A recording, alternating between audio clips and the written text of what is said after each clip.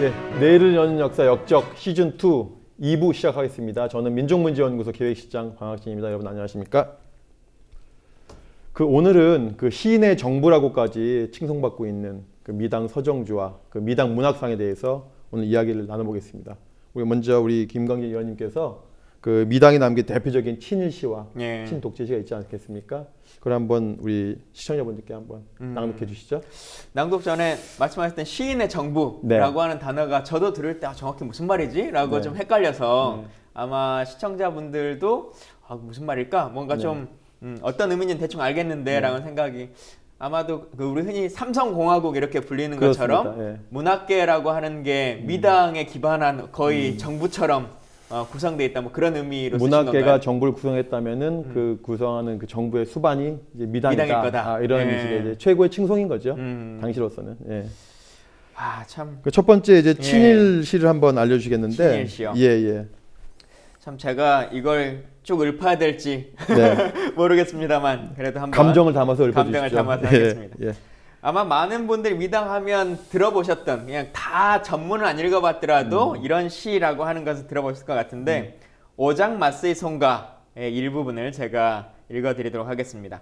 가미가제 특공대의 일원으로 전쟁 중에 사망했던 인시성을 가졌던 조선 청년의 죽음을 미화했던 미당의 대표적인 친일시인데요. 그대는 우리의 오장, 우리의 자랑. 그대는 조선 경기도 개성 사람. 인씨의 둘째 아들 21살 먹은 사내 마쓰이 히데오. 그대는 우리의 가미가제 특별 공격대원, 귀국대원. 귀국대원의 푸른 영혼은 살아서 벌써 우리에게로 왔느니 우리 숨쉬는 이 나라의 하늘 위에 조용히 조용히 돌아왔느니 우리의 동포들이 밤과 낮으로 정성껏 만들어 보낸 비행기 한 채에 그대 몸을 실어 날았다간 내리는 곳, 소리 씨 버리는 고운 꽃처럼 오히려 기쁜 몸짓하며 내리는 곳, 조각조각 부서지는 산더미 같은 미국 군함. 네, 오장 마쓰이 송가는 인시성을 가진 조선인 청년이 최초로 가미가제 특공대원이 되었다. 그 다음에 이 오장이라고 하는 것은 지금으로 보면 하사 계급에 해당하는데요. 재미있는 사실인데 이 인씨가 나중에 살아서 돌아와요. 죽지 않고 46년도에 어쨌거나 가미가제 특공대, 자사 특공대원을 찬양하는 그런 이제 미당의 대표적인 친일시였는데 이뿐만이 아니라 친독재 시도 남긴 게 있지 않습니까? 그렇죠. 대표적으로 보면 1987년도에 전두환의 56번째 생일날 바쳤던 축시인데요. 1월 18일입니다. 제목이 처음처럼입니다. 네. 한강을 넓고 깊고 또 맑게 만드시니요. 이 나라의 역사의 흐름도 그렇게만 하시니요. 이 결의 영원한 찬양을 두고두고 받으소서.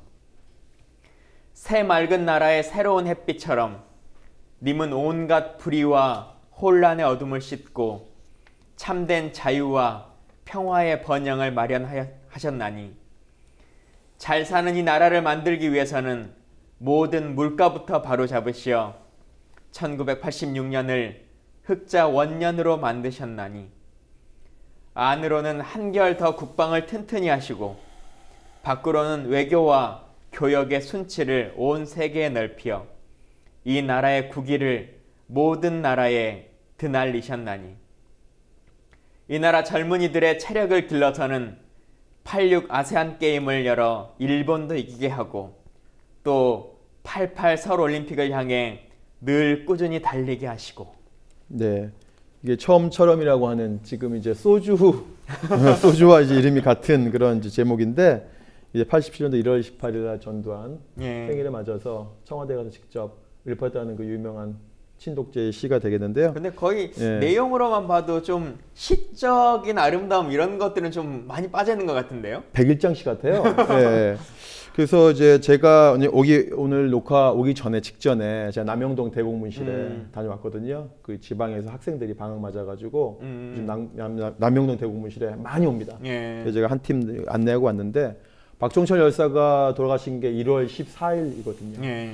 바로 4일 이후에 바로 이 처음처럼 시를 청와대 가서 바친 그런 상황이 되는 것이죠. 영화에 나오는 1987 그렇습니다. 그래서 박종철 열사를 비롯한 수많은 민주 인사들이 남영동 등에서 고문받고 있을 때 바로 전두환의 생일 축하시를 바쳤다는 그 사실과 그에 앞서서 이제 80년 광주의 이후에 그 피를 기반으로 전두환이가 또 체육관 대통령이 그렇죠. 되었을 때 그 지지 연설도 또 역시 서정주가 맡았다는 것을 우리는 또 알고 있는데, 근데 이럼에도 불구하고 여전히 문학계는 이런 일반 사회 그와 동떨어진 것처럼 이 서정주를 추앙하고 심지어 이제 미당 문학상까지 만들어서 지금 뭐 미당 문학상이 뭐 문학계에서는 가장 권위 있는 상으로 뭐 이렇게 얘기가 되고 있다는데요. 그 사연이 어떤 것인지 한번 저희가 한번 들어보려고 이 자리에 귀한 분을 모셨는데요. 맹문재 시인님을 모셨습니다.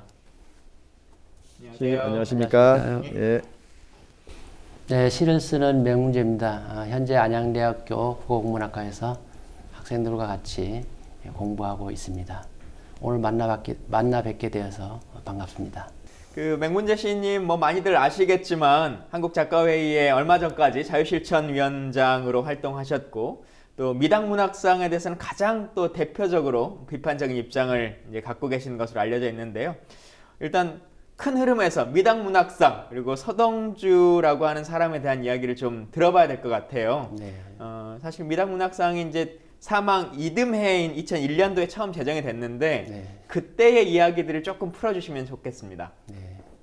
먼저 제가 가장 비판적이라고 하니까 좀 부담스럽기도 합니다. 네. 말씀하신 대로 이 2001년 서정주 시인의 문학적인 업적을 기리기 위해서 중앙일보사에서 미당문학상을 제정했습니다. 몇 단계를 걸쳐서 오규원 시인을 수상자로 선정했는데 그분께서 고사하는 바람에 제1회 수상자로 정현종 시인이 선정되었습니다. 상금이 3천만 원이어서 당시로서는 파격적인 것이죠. 정현종 시인은 수상 소감에서 서정주 시인이 정치적 실수는 있었지만 문학적인 업적이 유례없이 뛰어나다라고 말씀을 하셨는데요. 이 논리가 지금까지 이어지고 있습니다. 미당문학상을 제정했을 때 민족문학 작가회의 산하 12개 지회에서는 오도된 역사와 현실을 거부하며 라는 성명서를 발표했습니다. 미당 서정주의 시 업적이 지나치게 과대평가되었고 반성 없는 역사 위식으로서 문학상이 제정되었기 때문에 문학상과 관계된 어떠한 일들 가령 문학상을 수상한다거나 심사한다거나 이런 일들에 참여하지 않겠다고 선언했습니다. 이 민족문학 작가회는 지금 한국작가회의 전신 조직입니다. 1974년에 자유실천 문인협의회가 창립되어서 1987년에 민족문학 작가회로 조직이 확대 개편되었고 2007년에 다시 한국작가회의로 조직이 확대 개편되었습니다. 2000년 9월에 소설가 황순원이 또 2000년 12월 24일 시인 서정주가 타계했습니다. 어느 시대나 또 시기나 문인들의 타계가 있기 마련인데요. 특히 이 두 분의 타계가 주목되는 것은 그동안 한국 문단에 끼친 영향이 지대했고 또 새로운 세기에 일어났다는 것입니다. 20세기에 상징적인 두 문인이 타계함으로써 21세기에는 새로운 어떤 문학 세계가 또 문학의 어떤 문학의 문화가 펼쳐질 것으로 기대했는데 불행하게도 친일 문인을 기리는 문학상이 제정됨으로 인해서 21세기의 한국 문단이 그리 밝게만 전개되지 않을 것이다 라는 암담함을 주었던 일입니다. 네. 그 아까 말씀하신 것 중에 기억에 남는 걸 메모봤는데 일단 상금이 그 당시 그로서는 큰 돈이 3천만 원. 네. 예. 지금도 3천만 원인가요? 지금 더 올랐겠죠? 3천만 원입니다. 그렇습니까? 네. 예, 예. 그다음에 처음에 수상자로 선정됐던 오규원 시인님이 거부를 하셨네요. 네, 거부하셨죠. 그 사실은 제가 잘 모르고 있는데 이런 분들은 이름을 한번 더 남겨드려야 되겠는데 오규원 시인님은 1회 수상을 거부하신. 그런데 그것을 이제 이어서 바로 다른 차석이라고 해야 되나요? 그렇죠. 예, 정현준 교수님이 연세대학교 정현준 교수님이 1회 수상자로 역사의 기록을 남기게 됐는데 저 정현준 교수님 되게 기억이 나는 게 있어요. 저 개인적으로는 어떤 거냐면 저희가 지난번 팟캐스트 할 때 이화여대에서 김환란 동상을 철거 내지는 그 앞에다가 친일 안내판을 세워야 된다라고 하는 재학생들이 있었거든요. 그 학생들 모시고 이제 저희가 방송을 한 적이 있는데 그에 앞서서 이제 연구소가 2001년도에 중앙일보에서 그 1회 수상 한다는 소식을 듣고 중앙일보 앞에서 저희 민족문제연구소가 몰려가서 반대 운동을 공개적으로 한 적이 있습니다. 아마 문학계와 전 그 사회, 시민사회를 통해서 최초일 건데 가장 먼저 반대 목소리를 저희가 냈고 그 다음에 이제 바로 말씀하신 대로 정현종 연세대 교수께서 수상자가 발표됐다라고 하는 사실 저희가 보도를 접하고 저희 연세대교 정문까지 가서 정문에서 피켓팅을 했어요. 그때 이제 여러 명이 피켓팅 오랫동안 했는데 일주일 정도 한 것 같은데요. 그 피켓팅 문구를 저희가 만들었던 기억이 나요. 어떻게 만들었냐면 정현종 교수님 당신의 제자인 이한열이 전두환에 의해서 죽어갈 때 서정주는 그를 찬양했습니다. 이런 맥락의 이제 피켓 문구를 만들어서 교문에 한 일주일 두고 서 있으니까 저희가 아침 등교 시간에 맞춰서 서 있었는데요. 제가 정현 교수님 직접 봤어요. 네, 제가 그 얼굴을 제가 사진에서 봤으니까 그 피켓 내용을 보고 가셨어요. 네, 그래서 그게 참 인상이 남는데 뭐 그럼에도 불구하고 수상 거부는 없었고 수상은 하시더라고요.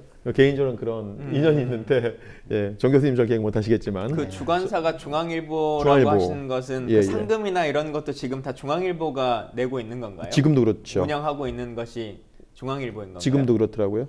중앙일보사가. 어떤 시스템으로 누가 주관한다고? 지금 그러니까 이 미당문학상과 관계된 주체가 누구인지 또 정확하게 이 문학상을 제정한 동기가 무엇인지 상금은 어떻게 출연되는지 등에 대해서 좀 더 깊은 연구가 필요합니다. 그래서 상금을 중앙일보사가 직접 내지 않는다는 얘기를 제가 듣기도 했습니다. 재원은 또 다른 곳에서 또 받는 경우도 있겠네요. 언제 이 미당문학상에 대한 좀 더 심도 있는 논의가 필요하다. 이게 연구를 해야 되는 그런 상황이군요. 미당문학상의 그 재원의 출처와 움직이는 거대한 손이 어떤 분들인지 이거 연구가 필요하네요. 추적이 필요하겠네요. 그러니까 사실 이렇게 막 반대하는 사람들이 많은데 굳이 막 나서서까지 하고 돈을 댄다는 게 어떤 의도성을 담거나 아니면 다른 어떤 이유가 있을 텐데 그 이유를 또 정확하게 좀 찾아보면 좋겠다 이런 생각이 듭니다. 저는 맨 처음에 2000년도에 중앙일보사가 이거를 주관사로 나왔을 때 왜 중앙일보지? 라는 생각을 했던 것이 왜냐하면 서정주의 경력을 보면은 동아일보 기자를 오랫동안 하거든요. 그래서 오히려 동아일보가 그 미당의 문화 권력이랄까 그 이미지를 좀 가져오고 싶어 할 텐데 왜 동아일보가 아니고 중앙일보인가라는 의문을 살짝 그때 가진 적이 있었어요. 기타 등등 이게 많은 연구가 사실 필요합니다. 여러 가지 연구와 그다음에 내부에 계신 분들의 또 제보가 필요한 그런 상황 같네요. 이것이요. 근데 뭐 그렇게 첫 해부터 수상 거부하신 분이 있을 정도로 문제제기가 계속 있어 왔었고 그럼에도 불구하고 계속 이제 상은 수여되고 있습니다만 당시에서부터 지금까지 계속 반대 여론들도 있고 또 관련해서 보자면 2001년도에 처음 이제 상이 제정되고 나서 다음 해였던 2002년도 8월달 정도에도 친일 문학에 대한 자성, 친일 작가 선정과 작품 목록 공개 기자회견이라고 하는 것들도 계속 이제 작가회의나 이런 쪽에서 열었던 것으로 알려져 있는데요. 관련해서 계속 진행해 오셨던 좀 반대 운동이나 뭐 상황들은 좀 어떻게 진행되고 있는 건가요? 그때 2000년도에 저희 민족문제연구소도 같이 그때 했던 것으로 기억하는데.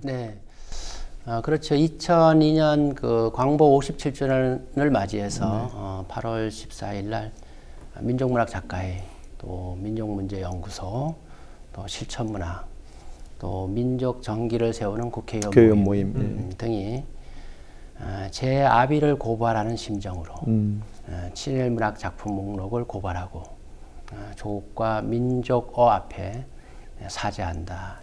이러한 기자회견을 가졌습니다. 해방 이후 선대 문인들의 과오를 후배 문인들이 대신 사죄하는 그런 기자회견이어서 큰 의미가 있습니다.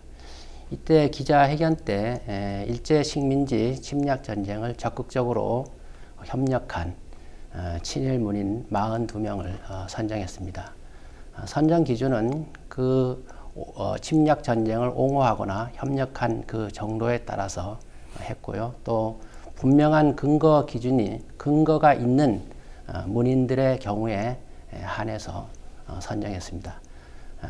서정주라든가 김동인이라든가 최남선, 이광수 이런 대표적인 작가들이 당연히 선정되었죠. 이때 이 선정뿐만 아니라 조선일보사서 운영하는 독립문학상, 또 중앙일보사서 시행하는 미당문학상 등을 비판했고요. 또 문제는 이 친일 작품들이 국정교과서에 수록돼서 교육으로 쓰이고 있으니까 국정교과서에 수록된 작품들을 삭제를 요청했고요. 그 다음에 그 친일 일명사전 편찬 사업을 적극적으로 지원한다는 그런 의견도 표명했습니다. 네. 네.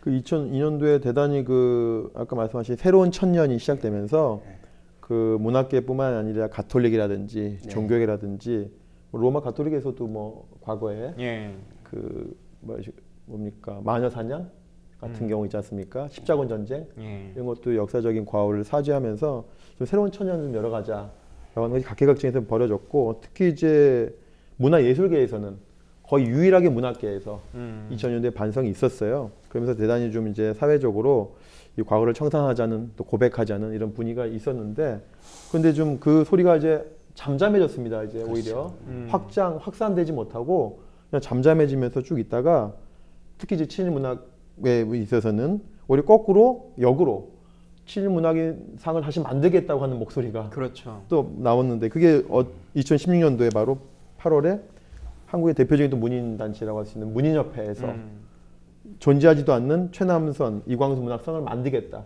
있는 친일 문학상도 지금 없어야 될 판에 거꾸로 최남선, 이광수 문학상을 만들겠다고 불을 붙여요. 저희가 또 이걸 또 가만히 있을 수 없어서 저희도 달려가죠. 또 우리 자실위원회 위원님과 달려가서 한번 한 적 있는데 예. 그때도 기억나시죠? 한여름이었는데 네네. 뜨거운 그 정확한 이름은 이제 육당 학술상, 그다음에 춘원 문학상. 둘 다 문학상이 아니고 네네. 하나는 학술상, 하나는 문학상 이렇게 되어 있습니다. 네.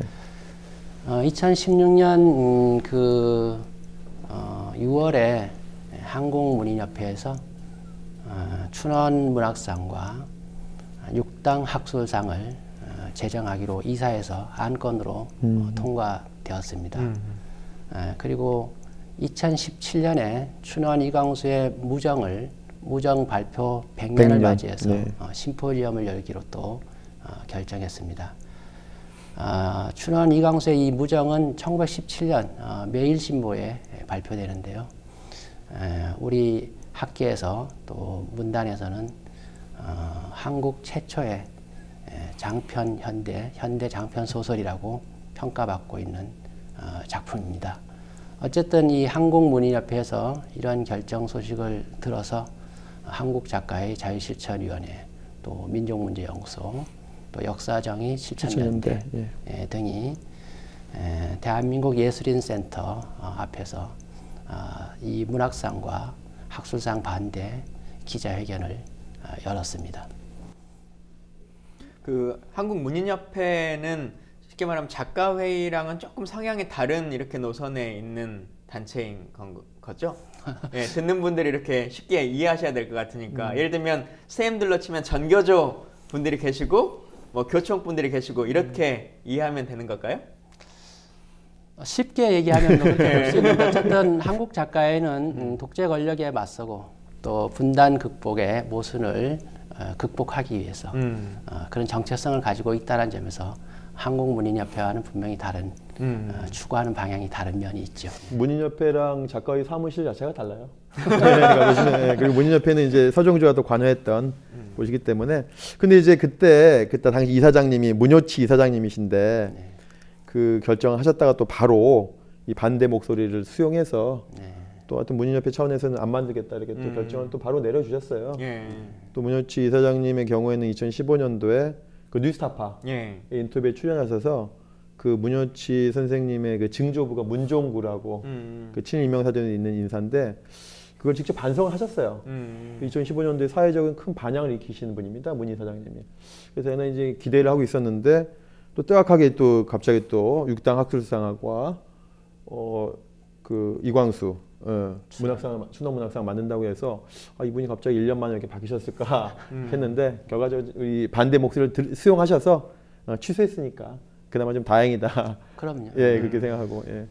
그 한국문인협회에서 육당 학술상하고 춘원문학상을 계획을 철회한 것은 참으로 다행입니다. 근데 안타깝게도 그 두 상을 출판사 동서문화사라는데서 바로 이어서 시행해서 작년에 이해를 했습니다. 참으로 안타깝습니다. 예, 동서문화사라고 하는 그 사장님이 고 안목의 사장님이신 것 같은데 되게 이 두 분을 좋아하시는가 봐요. 자기 사비를 내서 이렇게 하셨다고 하는데 저희들이 그것까지 반대할까 하다가 이게 그 노이즈 마케팅에서 도와드리는 것 같아가지고 그냥 무시하자. 무시하고 있습니다. 있는 듯 없는 듯. 그 군 관련해서도 백선엽이라고 하는 분 나올 때 항상 하는 주장 중에 하나가 그분의 친일은 친일이고 군인으로서 한 업적은 기릴 수 있는 거 아니냐 이런 얘기들을 많이 하시거든요. 네. 근데 시인이나 작가라고 하는 분들도 예를 들어 이건 그냥 문학상이니까 문학으로서의 역할이나 좋은 시를 썼던 사람으로 기리자라고 하는 것까지를 왜 막느냐라고 하는 그 주장을 하시는 분들도 많이 있으실 것 같은데 있죠. 그것에 대해서는 우리 청취자분들에게 어떻게 좀 설명해 주시겠습니까? 대체로 그 친일 문학상을 옹호하는 분들의 논리가 두 가지가 있습니다. 한 가지는 분명히 아까 좀 전에 말씀하셨듯이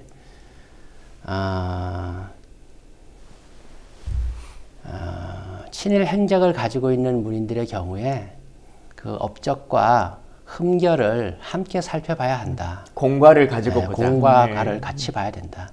그렇게 본다면 친일 문인의 행적을 가지고 있는 문인들의 업적이 크기 때문에 그 흠결은 작으니 덮을 수 있다. 이런 논리인 것이죠. 그렇지만 그렇지 않습니다. 왜냐하면 친일 인명사전에 수록된 문인들의 경우에 그 흠결이 결코 작지 않습니다. 가령 서정주 시인 같은 경우에는 시라든가 수필, 소설을 통해서 침략 전쟁을 적극적으로 옹호하고 협력했지 않았습니까? 그런 점에서 설령 인간적으로 이해한다고 하더라도 민족이나 민족과 나라를 반역한 그런 문인을 기리는 문학상을 제정할 수는 없는 것이죠. 또 다른 한 가지는 이 친일 문학상 논쟁이 왜 과거의 역사에 함몰되느냐, 미래의 역사를 지향하지 않고 이런 주장을 펼치는데 이 역시 맞지 않는 것이죠.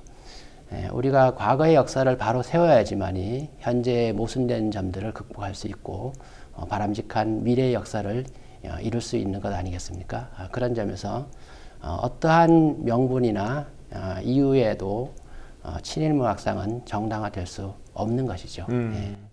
방금 뭐 말씀 주셨습니다만 그 제가 이거 오늘 오신다 그래서 이렇게 자료를 좀 보다 보니까 촛불 집회가 한창이었던 작년 11월 달에 관련했던 이 토론회가 있었더라고요. 긴급 토론회 친일 문인 기념 문학상 이대로 둘 것인가 라고 하는 이제 토론회였었는데 챕터들을 보니까 조금 어려워요. 주제 내용들이. 그렇죠. 그래서 이걸 좀 설명해 주면 좋겠는데 모럴 부재의 친일 문학, 부끄러움의 부재와 세속주의, 친일 문인 문학상 정당화 논리, 절대주의 문학 간의 문제들 이제 이렇게 되어 있는데요. 이걸 좀 듣는 분들에게 쉽게 풀어서 좀 말씀해 주시면 좋겠습니다. 네. 그 2016년 11월 27일 그 대학로에 있는 함춘회관에서 한국작가의 자유실천위원회하고 민족문제연구소가 공동으로 친일 문인 기념문학상 이대로 둘 것인가라는 주제로 긴급 토론회를 가졌습니다. 이 토론회는 그 임원영 민족문제연구소장님께서 기조 강연을 하셨고요. 이규배 시인, 임동학 시인, 그 다음에 이도훈 문학평론가, 박한용 민족문제연구소 홍보교육실장 이렇게 네 분이 주제 발표가 있었습니다. 임원영 선생님의 이 민족의 죄인 모럴의 부재라는 것은 이 시간 관계상 뭐 자세히 말씀을 드릴 수는 없는데 그 춘원 이광수가 그 민족 개조론을 통해서 어떻게 친일 문인으로 변화되어 가는가 그런 점을 추적하면서 해방 이후에 이런 친일 문인을 청산하지 못한 점을 안타까워하고 있습니다. 가령 프랑스 같은 경우에는 2차 세계대전 때 나치 협력자들 중에서 6,700명 사형 선고를 내렸습니다. 예. 인구 10만 명당 94명 정도가 가담자로서 처벌을 받았습니다. 이외에도 벨기에, 노르웨이, 네덜란드 등에서는 이보다 훨씬 더 엄격하게 처벌을 받았습니다. 이 반인륜적 범죄 행위에 대해서는 엄격하고도 아주 신속하게 처리를 한 것이죠. 이에 비해서 한국인 경우에는 해방된 뒤에 어떤 친일 문인도 처벌을 받지 않았던 것이죠. 그래서 지금의 어떤 일본의 파시즘 부활에 어떻게 보면 기여한 면이 있고 그 점에서 친일 문학상이 일조했다는 점을 안타까워하고 있습니다. 다음에 그 임동학 시인의 그 부끄럼의 부재와 세속주의라고 하는 것은 이 미당 서정주가 어떤 외압이나 정치적인 면만 회절된 것이 아니라 작품 내적으로도 회절된 면이 있다는 것을 회절이라는 말이 변절. 예. 그것을 작품 내적으로 증명해 보인 것이죠. 가령 그 서정주 시인의 대표적인 작품이라고 일컫는 자화상인 경우에 이런 구절이 있어요. 어떤 이는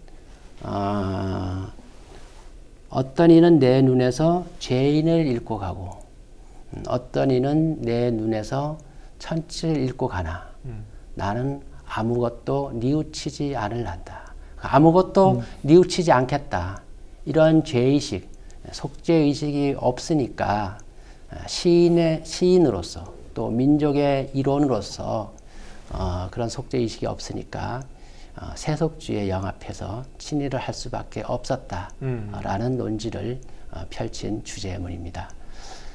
그 다음에 그 이규배 시인이 발표했던 친일 문학상 정당화의 논리, 절대주의 문학관의 문제들이라고 하는 것은 우리 학계와 문학에서는 문단에서는 어떤 작가의 문학 작품과 작가 또 사회를 이렇게 분리해서 보려는 그런 절대주의 문학관이 있는데 이것은 문제가 많다라는 것이고 설령 작품의 독립성을 인정한다고 하더라도 친일 문학상을 좀 전에도 말씀드렸듯이 나라와 조국을 배반한 그런 친일 문인을 기리는 문학상은 정당화될 수 없는 것이다.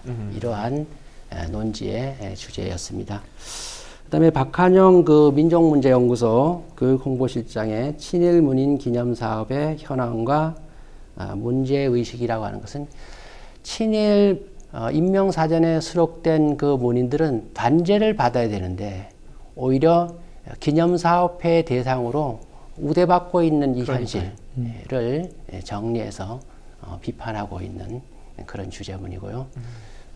이도훈 그 문학평론가의 디지털 시대의 민족문학이라는 이 발표문은 지금이라도 친일 청산에 대한 의지를 가지고 성찰했을 때 진정한 민족통일국가 또 생태복지국가를 이룰 수 있다.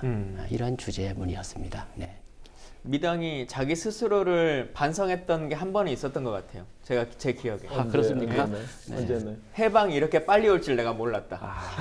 자신의 판단 미스를 스스로 반성했던 적이 한 번은 있었던 것 같아요. 100년 갈 줄 알았는데. 예.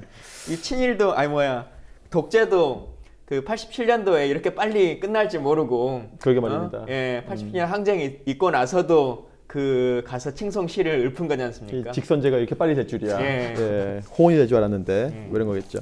미당 사후에 오히려 이제 어떤 인물이 죽으면 그 인물에 대한 평가가 좀 이렇게 냉정하게 좀 돼야 될 텐데 오히려 미당 서정제 경우에는 그 평가라기보다 오히려 칭송 일색이 아니었나.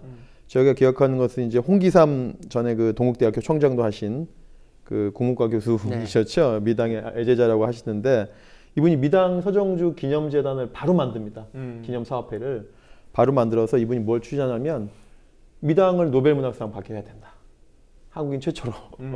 뭐 이런 이제 김대중 대통령 받기 전부터 이런 운동하시는데 아마 노벨문학상 받기는 어렵겠지만 어쨌거나 그런 끊임없는 기념, 추앙, 미화 활동들이 이루어지고 있는데 어쨌거나 우리 자실과 우리 민족문제연구소가 오랜 동안 10년 넘게 손잡고 연대하면서 문제제기해서 그런지 촛불혁명의 또 형과이기도 하겠지만 2017년도에 5.18 문학상 수상자로 선정된 분이 또 그런 문제제기가 되니까 그 수상을 사양한 경우가 있죠.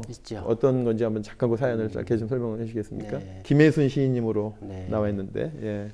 잘 알다시피 이 5.18 문학상이라고 하는 것은 5.18 광주 민주화 정신을 계승하기 위해서 5.18 기념재단에서 제정해서 운영하고 또 광주 전남 작가회의 또 출판사 문학들에서 공동으로 주관하고 있는 문학상입니다.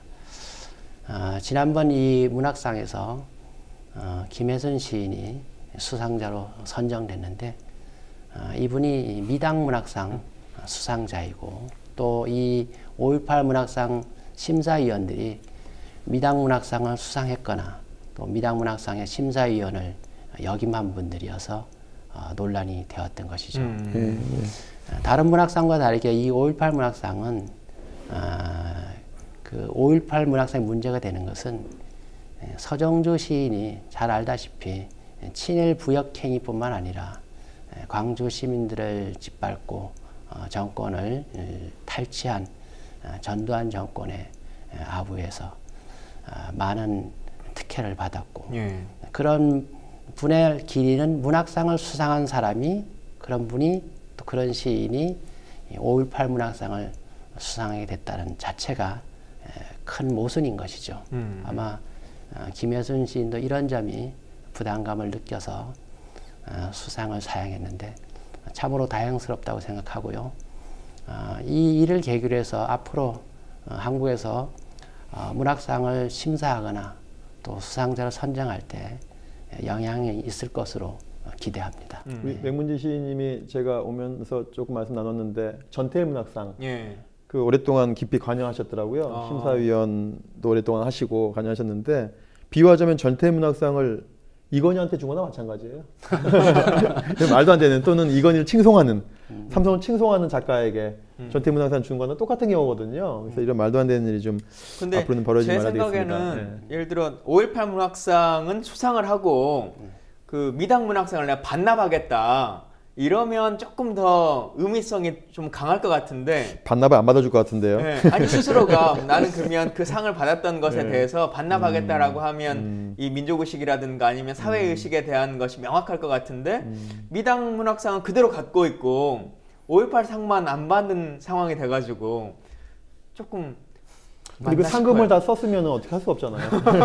상금까지 내놓으면 참 애매하지 않습니까? 그런가요? 그러니까 이렇게 정말 한번 역사적인 어떤 행위라고 하는 게 정말 중요하다고 할 수 있겠죠. 그 뭐 반대 얘기들은 많이 했었습니다만 또 여러 가지 일 중에서도 시민들에게도 이제 이 문제점을 알리는 게 중요하지 않습니까? 그렇죠. 그래서 제 기억에도 작년 그 8월 달에도 그날도 비가 많이 오고 하던 그 시기였는데 서대문 형무소 앞에서 친일 문학상 이 문제를 알리는 시화전을 진행하시기도 했고 또 뭐 매년 있는 작년 12월 달에 미당 문학상 시상식 때도 반대를 하는 운동을 펼치셨는데 요즘의 분위기나 뭐 상황들은 좀 어떻습니까? 그래서 그 상황을 좀 더 말씀드리면 지난해 광복 72주년을 맞이해서 한국작가의 자유실천위원회하고 민족문제연구소가 공동으로 서대문 형무소 역사관 앞에서 친일 작품을 전시하고 또 신앙송하고 또 성명서를 발표하고 또 친일문학상 반대 서명을 시민들로부터 받았습니다. 그날 정말 폭우가 쏟아지는 날이었는데 날씨가 진짜 안 도와줬어요. 예. 그럼에도 불구하고 많은 시민들께서 친일문학상 그 반대 서명에 동참해 주셨습니다. 정말로 이 자리를 빌어서 감사의 말씀을 드립니다. 그 행사를 해보니까요, 일반 시민들이 실제 그 친일 작가들을 잘 모르고 있더라고요. 그죠. 근데 그 작품이 전시된 걸 보고서야 이분이 이런 시인이 친일 작품을 썼구나 이런 것을 알게 되더라고요. 그래서 일반 시민들에게 친일 작가가 누구인지 그들이 쓴 작품이 어떤 것인지를 보여줄 수 있는 좋은 자리라고 생각이 되어서 앞으로 계속했으면 좋겠고 그렇게 하려고 생각하고 있습니다. 지난해 12월 5일에는 프레스센터에서 미당문학상 시상식이 있었습니다. 그날 영하 10도나 되는 아주 추운 날씨. 그때도 날씨가 안 도와줬어요. 예. 그때도 이 한국작가의 자유실천위원회하고 민족문제연구소, 또 역사정의 실천연대, 한국예술인 총연합 등이 그 프레스센터 앞에서 항의 집회를 열었습니다. 그런 항의 집회에 아랑곳하지 않고 시상식 장 안에서는 따뜻한 곳에서 다과를 나누면서 웃고 심지어 친일문학상을 반대하는 동료 문인들을 비아냥거리고 이런 모습을 보면서 참으로 안타까웠습니다. 차치하고라도 같은 동료 문인이 추운 날씨 속에서 올바른 문학을 해 주십시오. 이런 부탁의 목소리를 듣지는 못할 망정 비아냥거리는 그런 태도는 정말로 부끄럽고 사과해야 되지 않을까 그런 생각이 듭니다. 예. 한마디로 좀 자괴감이 드셨겠습니다. 처음 그 시민들이 아직 내용들을 잘 몰라서 그렇지 알면 같이 동참하고 분노하는 일들이 많다 하셨지 않습니까? 네네. 사실 우리 교육이 좀 그런 부분이 너무 약한 것 같아요. 특정 단체에서 해야 될 역할이 아니라 국가가 책임져서 이런 교육을 좀 원활하게 해줘야 되는데 우리 뭐 친일파라고 얘기해도 여러 명의 친일파 중에 사실 을사오적 딱 5명이라고 하는 걸로 그냥 퉁쳐서 얘기를 하는데 5명도 잘 모를 거예요. 을사오적도 이완용 빼고는 거의 모르는 거잖아요. 그렇죠. 그러니까 진짜 을사오적의 5명이라고 하는 것도 웃긴 얘기지만 그조차도 잘 모르게 교육을 하고 있는 상황. 그러니 개별적으로 뭐 교육계에서는 뭐 문학계에서는 종교계에서는 각각 어떤 문제점이 있었는지조차는 전혀 알지도 못하는 이런 교육 자체를 이제 좀 새 정부에서 그렇죠. 하나하나 좀 바꿔나갔으면 좋겠다 이런 생각도 좀 듭니다. 예. 예, 이제 보니까 우리 자실과 거의 민족문제연구소는 한 가족 같아요. 사무실을 합쳐야 될 것 같습니다. 이렇게 투쟁을 보니까 거의 같이 했는데요. 말씀하신 지난 8월에 정말 폭우가 내렸었고 12월에 정말 추웠었는데 저 폭우가 내리는 그 현장에 저도 있었는데 그 저희가 이제 생각하는 일반적인 소설가나 시인의 어떤 상이 있잖아요. 예. 정말 차를 마시면서 그 자연을 노래하는 그런 모습이 아니라 이 정말 비에 젖은 서명지를 다 말려가면서 시민들에게 나눠주시고 하는 그 모습이 정말 좀 애틋하다. 어떻게 보면 정말 저게 정말 우리 자실의 진정한 모습이 아닌가 애틋함을 느꼈는데 자실이 어떻게 보면 상급 조직이라고 할 수 있는 작가회의가 있지 않습니까? 있죠. 예. 작가회의가 좀 더 나서서 자실과 똑같이 이렇게 좀 해야 될 텐데 지난 2월 10일 날 작가회의 총회가 있었고 있었죠. 또 거기서 이제 우리 위원장님이 이제 임기가 다 마치셔가지고 그렇죠. 네. 전직이 되셨는데 작가회의는 이런 문제에 대해서 어떤 입장이신가요? 그게 좀 궁금하거든요.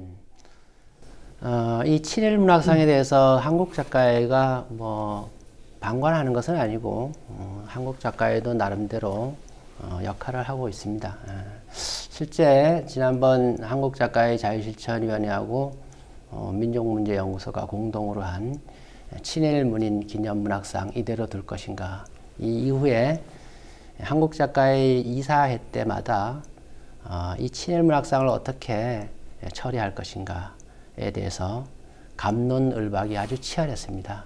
그래서 2017년 3월 25일에는 작가의 내부에서 내부 토론회를 격렬하게 가진 바가 있고요. 4월 이사회 때 또 7월 이사회 때도 이 문제가 주요 안건으로 논의가 됐습니다. 그래서 10월 이사회 때 친일문학상에 대한 최종 입장을 결정해서 입장문 형식으로 발표됐습니다. 내용은 앞으로 한국 작가의 회원은 친일문학상에 대해서 심사하지도 말고 수상하지도 말자라는 것을 권고 형식으로 발표했습니다. 이 권고라고 하는 것은 작가의 회원들의 어떤 양식과 역사의식을 믿고 결정한 것이죠. 근데 이 문제는 만약에 이렇게 작가회의 회원들에게 맡겼는데 그럼에도 불구하고 수상자가 나오거나 심사를 맡았을 때 어떻게 할 것인가에 대한 규정이 없는 것이죠. 그래서 한국 작가의 본회에서 친일문학상에 대한 입장이 발표된 뒤에 가령 대전 작가회에서는 규정이 없으니까 더 강력하게 해서 친일문학상을 수상하거나 심사를 맡으면 회원 자격을 박탈한다. 이러한 성명서를 발표했고요. 자체 지역 내규 등을 통해서요. 그다음에 충북 작가회에서도 어떠한 그 친일문학상이라도 끝까지 대항해서 뭐 박멸 이런 용어가 있었는데 없애도록 끝까지 투쟁할 것이다. 이러한 성명서를 발표했습니다. 실제로 이 권고안은 앞으로 이런 문제가 충분히 나타날 수 있습니다. 아까 말씀드렸듯이 미당문학상이 제정되었을 당시에 민족문학 작가의 산하 12개 지회에서 반대 성명을 발표했는데도 불구하고 그에 많은 회원들이 친일문학상, 미당문학상을 수상하거나 심사위원 역할을 했지 않습니까? 그래서 그 성명서가 흐지부지된 전례가 있습니다. 앞으로 한국 작가회에서 이 문제를 좀 더 심도 있게 논의할 필요가 분명히 있다고 생각됩니다. 네. 차기 작가회 이제 집행부에 또에게 다시 한번 공이 넘어갔는데 그때 이제 권고라고 하는 게 지켜두고만 안 지켜두고만 이렇게 되면서 이제 아까 말씀하신 대로 충북이나 대전 작가회에서는 좀 강력히 좀 해야 되는 거 아니냐. 이제 반발의 이제 목소리가 좀 있었다는 건데요. 사실 어떻게 보면 이제 남의 조직이라서 저희 민족문제연구소가 작가회에 대해서 존경심과 한엄의 연대의 마음을 갖고 있지만 또 우리 조직은 아니고 남의 조직이니까 내정 간섭 같기도 한데 또 이게 내정 간섭이 또 아닌 것이 또 친일 영역은 또 민족문제연구소에 또 전문 영역이 있는데 다른 조직도 아니고 작가회에서 그 친일 문제에 대해서 이렇게 약간 미온적이랄까 이렇게 모습을 보이면 저희까지 힘이 좀 빠지는 같은 어떻게 보면 처지에 있어서 저희가 거꾸로 옹호해드리고 있거든요. 어떻게 보면 다른 분들이 작가회가 이렇게 좀 약간 미온적이야 그러면 제가 오히려 거꾸로 작가회 대변이 됐냐 아마 사정이 있겠죠. 그렇게 얘기하는데 하여튼 고민입니다 저희들도. 그렇습니다. 그러게요. 사실 국회에 있을 때도 법률을 만들면 그 벌칙 조항이 없으면 사실 의미 없는 조항이거든요. 그래서 그걸 꼭 필요한 거다라는 생각이 좀 들긴 하는데요. 마치기 전에 좀 궁금한 게 있어서 아마 이 시청자분들도 그러실 것 같은데 처음에 미당을 소개할 때 시인의 정부가 될 정도로 아주 위상이 있다 이 문학계에서라고 말씀하시지 않습니까? 그리고 말씀 중에도 동료 시인에게 이런 모습을 보일 정도로 이렇게 그런 류의 시인들이 차지하고 있다라고 말씀도 하시고 하셨는데 그렇게 보면 왜 지금 문학계 다수의 분들이 이 잘못된 분의 뜻을 따라서 큰 기득권을 형성하면서 그걸 뭐라고 표현할까요? 세습을 한다고 할까요? 유지해 나간다고 할까요? 라고 하는 걸 따라갈까? 다 그 시인분들, 교수님들도 다 똑똑하고 이 지성도 누구보다 갖추셨을 텐데 굳이 친일파의 시계를 따르지 않아도 자체적인 어떤 활동들이 충분히 가능하실 것 같고 우리의 일반적인 상식은 그런데 실제 문학계에서는 그게 어려운 일인가요? 네, 제가 지금 오늘 이 미당문학상 관련 얘기를 나누면서 속으로 왜 이런 문제를 논의해야 되나, 또 언제까지 이런 문제를 얘기해야 되나. 당연히 제정되지 않아야 될 문학상이고 제정돼서 시행되더라도 당연히 폐지되어야 하는, 예. 왜 우리가 이런 고민을 해야 되나 이런 생각이 듭니다. 친일문학상은 현재 제 생각입니다. 현재 친일 세력이 자신들의 조상들의 친일 흔적을 지우고 또 기득권 세력을 유지 내지 확대하려는 전략에 문당 권력을 추구하는 문인들이 합세하기 때문에 이루어진다고 생각합니다. 문당 권력을 추구하는 문인들이 친일 세력의 전략에 종속되어 있는 한 친일문학상은 사라지기 대단히 어렵다고 생각합니다. 그래서 우선적으로 문인들의 반성과 좀 더 깊은 역사 의식이 필요하다고 생각합니다. 우리 정치도 요즘 정권 교체 하듯이 빨리 문학계도 교수님 같은 분이 정권 교체를 빨리 좀 하셨으면 좋겠습니다.